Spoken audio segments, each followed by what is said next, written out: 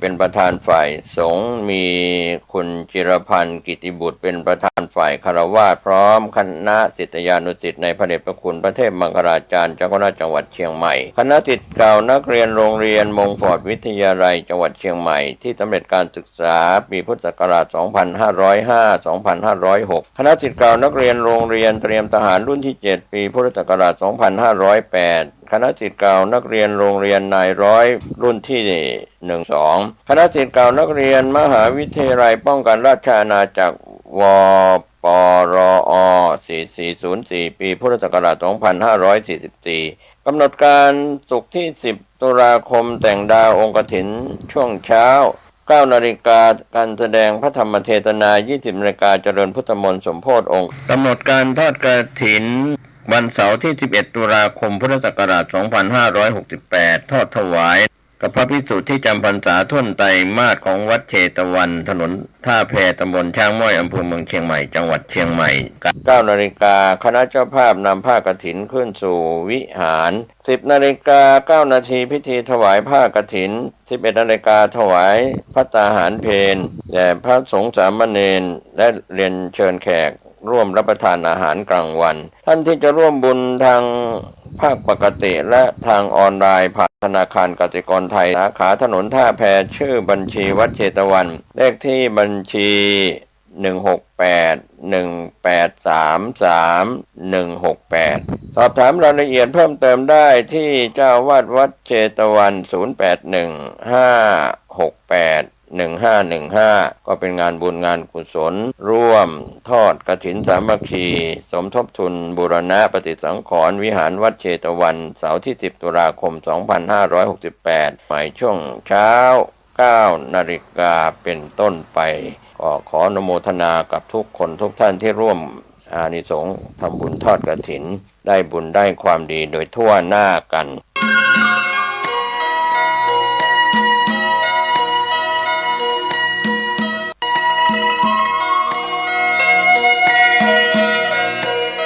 สารเพื่อการประชาสัมพันธ์โครงการปรับภูมิทัศน์และพัฒนาปรับพื้นที่รอบอุโบสถวัดป่าแดงมหาวิหารมติคณะกรรมการบริหารวัดป่าแดงมหาวิหารครั้งที่ 4/2567 ได้เห็นชอบและอนุมัติให้ดำเนิน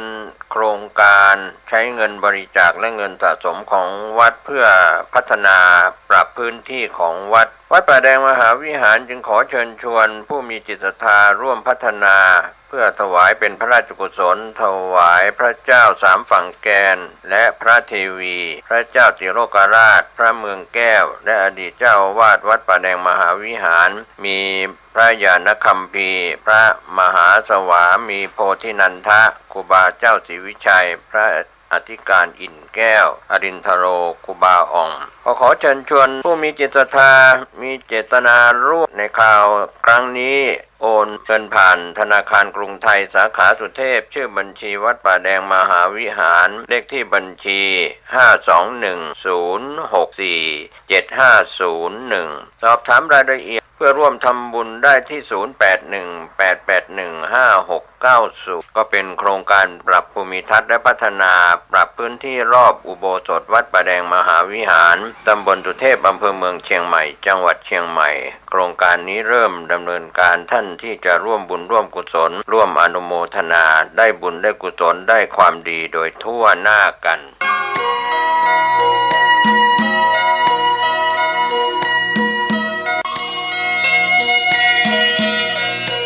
ข่าวสารเพื่อการประชาสัมพันธ์ขอเชิญชวนผู้ใจบุญใจกุศล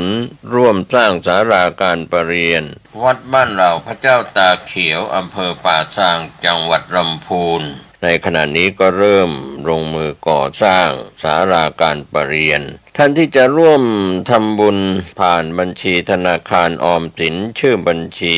พัฒนาวัดบ้านเราเลขที่บัญชี02-021574034หรือติดต่อสอบถามได้ที่พระครูภาวนาโส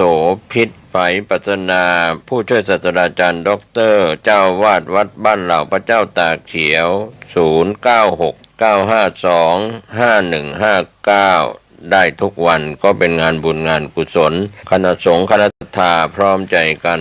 สร้างศาลาการประเรียนวัดบ้านเราพระเจ้าตาเขียวอำเภอป่าซางจังหวัดลำพูนได้อนุโมทนาบุญร่วมกัน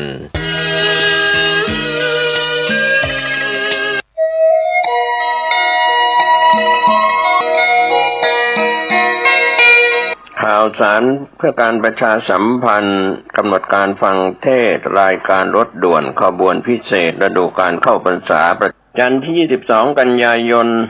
แรม15ค่ำเดือน12เหนือรถด่วนเคลื่อนไปยังวัดศรีมารามตำบลสันกลางอำเภอสันกำแพงจังหวัดเชียงใหม่ 19 นาฬิกาฟังพระธรรมเทศนา1กันอังคารที่30กันยายนขึ้น8ค่ำเดือนเกียงรถด่วนเคลื่อนไปยังวัดเวรุวันตำบลยางเนิ้งอำเภอสารพีจังหวัดเชียงใหม่ 19 นาฬิกาฟังพระธรรมเทศนา1กันอังคารที่7ตุลาคมขึ้น15ค่ำเดือนเกียงรถด่วนเคลื่อนมายังพุทธสถานเชียงใหม่ตำบลช้างคานวันมอบโล่ 19 นาฬิกาทำพิธีก็เป็นการปิดการอบรมก็ขอเชิญชวนศรัทธานักศีลนักบุญในฤดูการเข้าพรรษาฟังเทศรายการรถด่วนขบวนพิเศษในฤดูการเข้าพรรษาประจำปี 2568 ดำเนินรายการโดยคณะสงฆ์จังหวัดเชียงใหม่องค์กรเครือข่ายจังหวัดเชียงใหม่โดยมีคณะกรรมการบริหารกลุ่มหนุ่มสาวจังหวัดเชียงใหม่ดำเนินงานก็เป็นส่วนที่ประชาสัมพันธ์ผ่านรายการทางสถานีวิทยุกระจายเสียงแห่งนี้ท่านได้บุญได้กุศลร่วมกันกับรายการรถด่วนประจำปี 2568 ได้บุญได้ความดีได้สติปัญญาโดยทั่วหน้ากัน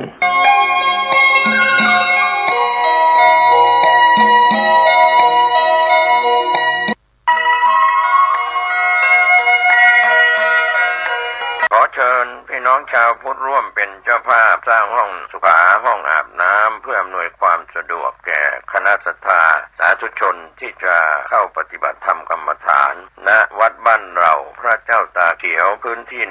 126ตารางเมตรจำนวน23ห้องประกอบด้วยห้องน้ำหญิง8ห้องห้องอาบน้ำ4ห้องห้อง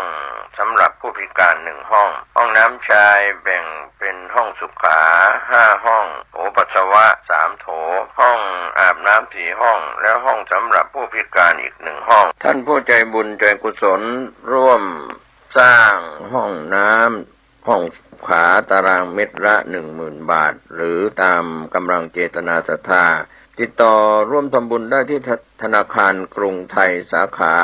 ป่าซางเลขที่บัญชี79800274865ชื่อบัญชีวัดบ้านเราหรือสอบถามรายละเอียดเพิ่มเติมได้ที่พระครูภาวนาโสภิตผู้ช่วยศาสตราจารย์ด็อกเตอร์เจ้าวาดวัดบ้านเราพระเจ้าตาเขียวตำบลบ้านเรือนอำเภอป่าซางจังหวัดลำพูนโทรศัพท์0969525159ได้ทุกวันขออนุโมทนากับเจ้าภาพทางไกลทางไกลและที่ร่วมทำบุญทั้งภาพปกติและออนไลน์ได้บุญได้กุศลได้ร่วมอนุโมทนาโดยทั่วหน้ากัน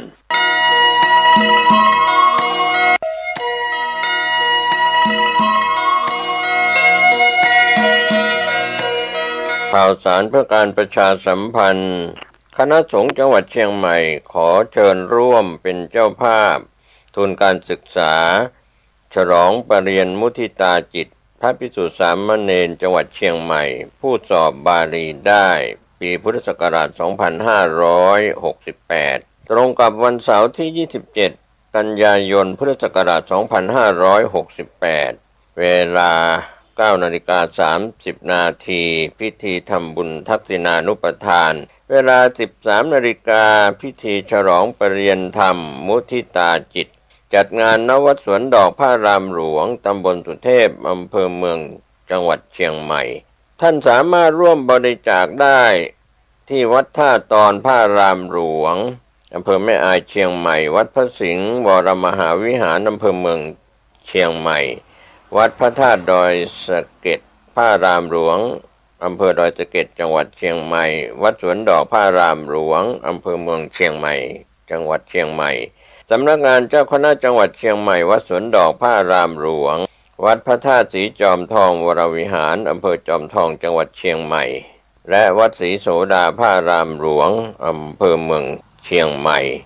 จำนวนประโยคจำนวนผู้สอบได้จำนวนทุนการศึกษาที่จัดถวายประโยคปท9 4รูปละ20,000 บาททุนการศึกษา 80,000 บาทประโยคปท8รูปละ10,000 บาททุนการศึกษา 80,000 บาทประโยคปท7 8รูปละ 7,000 บาททุนการศึกษา 56,000 บาทประโยคปท6จำนวน5รูปละ 6,000 บาททุนการศึกษา 30,000 บาทประโยคปท5จำนวน11รูปละ 5,000 บาททุนการศึกษา 55,000 บาทประโยคปท4 21รูปละ 4,000 บาททุนการศึกษา 84,000 บาทประโยคปท3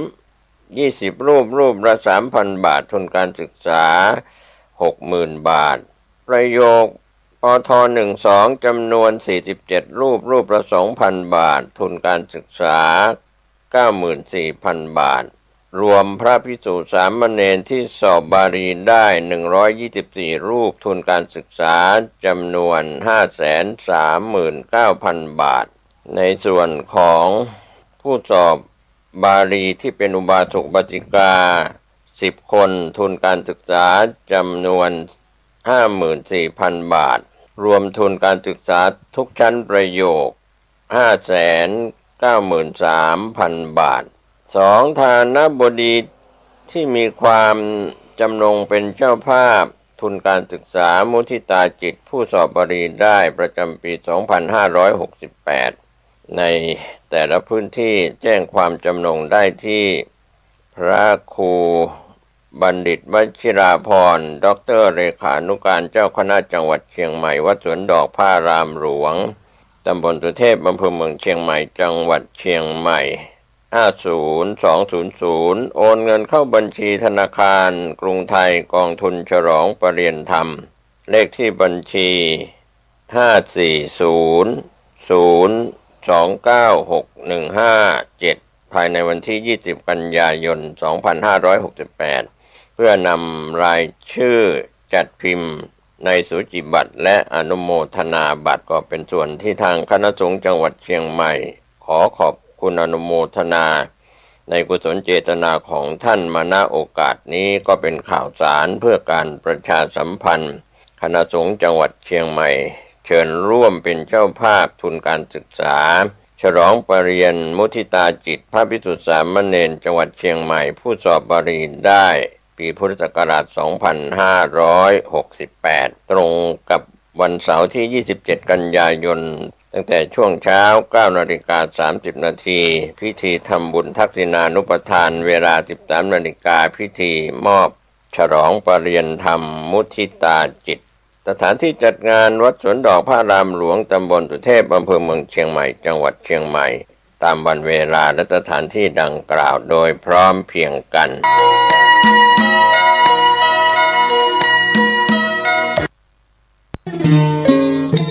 ข่าวสารเพื่อการประชาสัมพันธ์ขอเชิญชวนผู้ใจบุญใจกุศลร่วมทำบุญทอดผ้าป่าสามัคคีประจำปีพุทธศักราช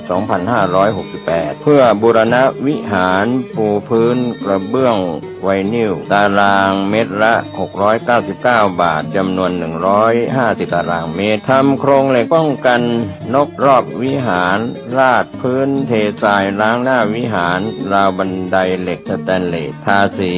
รอบวิหารเปลี่ยนระบบไฟฟ้าปรับปรุงทัศนียภาพวิหารบูรณะปฏิสังขรณ์ถาวรวัตถุภายในวัดทอดถวายณวัดดอนตันตำบลเหมืองแก้วอำเภอแม่ริมจังหวัดเชียงใหม่ตรงกับวันเสาร์ที่ 1 พฤศจิกายนพุทธศักราช 2568 ช่วงเช้า 9:39 น. เป็นต้นไปก็ขอเชิญชวนศรัทธานักศีลนักบุญทั้งหลายร่วมงานบุญทอดผ้าป่าสามัคคีครั้งนี้เพื่อบูรณะวิหารปูพื้นกระเบื้องไวนิลรวมไปถึงทำโครงเหล็กป้องกันนกรอบวิหารราดพื้นเททรายร้างหน้าวิหารราวบันไดเหล็กสแตนเลสทาสีรอบวิหารเปลี่ยนระบบไฟฟ้าปรับปรุงทัศนียภาพวิหารบูรณะปฏิสังขรณ์ถาวรวัตถุภายในวัดดอนตันตำบลเหมืองแก้วอำเภอแม่ริมจังหวัดเชียงใหม่เสาร์ที่1พฤศจิกายน2568นี้เชิญท่านร่วมงานร่วมบุญร่วมบริจาคได้บุญได้กุศลโดยทั่วหน้ากัน